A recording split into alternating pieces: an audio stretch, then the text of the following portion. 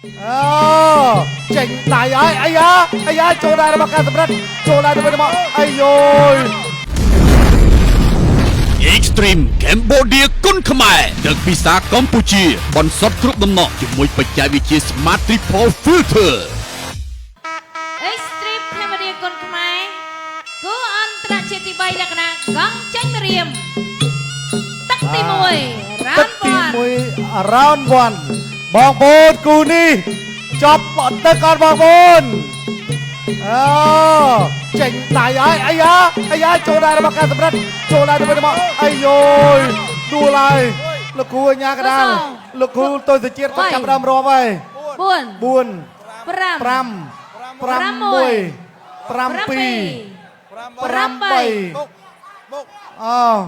កើសម្រាប់ថាមើលសិនអូ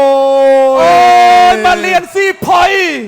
អាលីរេសាកឆក់បានមកលៀនបណ្ដោះអាសន្នសិនហើយ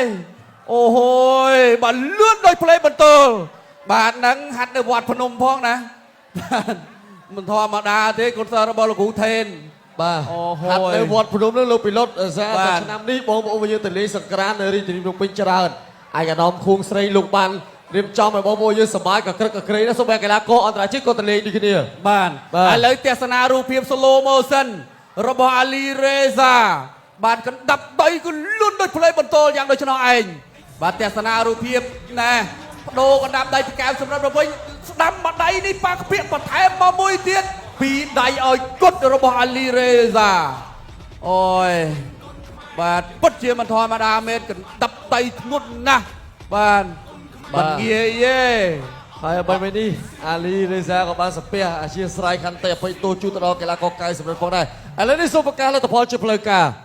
គណៈតែបរិយាជាទីគោរពអស់លោកស្រីនិងកញ្ញាជាទីមេត្រីអបអរសាទរជ័យជំនះរបស់ប៉ែនកាអាលីរេសាសូមបញ្ជាក់ផងដែរថាអាលីរេសាបានផ្ដួលគូប្រកួតកីឡាករប្រកួតក្រហមកែសម្រិតនៅក្នុងថេរវេលាទឹកទី1 29វិនាទី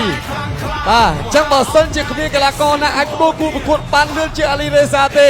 អាលីរេសានឹងទទួលអន្តរប្រាក់លើកទឹកចិត្តពីក្រុមហ៊ុនជីបម៉ុងក្រុមបាតាណាបោះសតមួយ Extreme Cambodia គុនខ្មែរដឹកពីសាកម្ពុជាបន្សុទ្ធគ្រប់ដំណក់ជាមួយបច្ចេកវិទ្យា Smart Triple Filter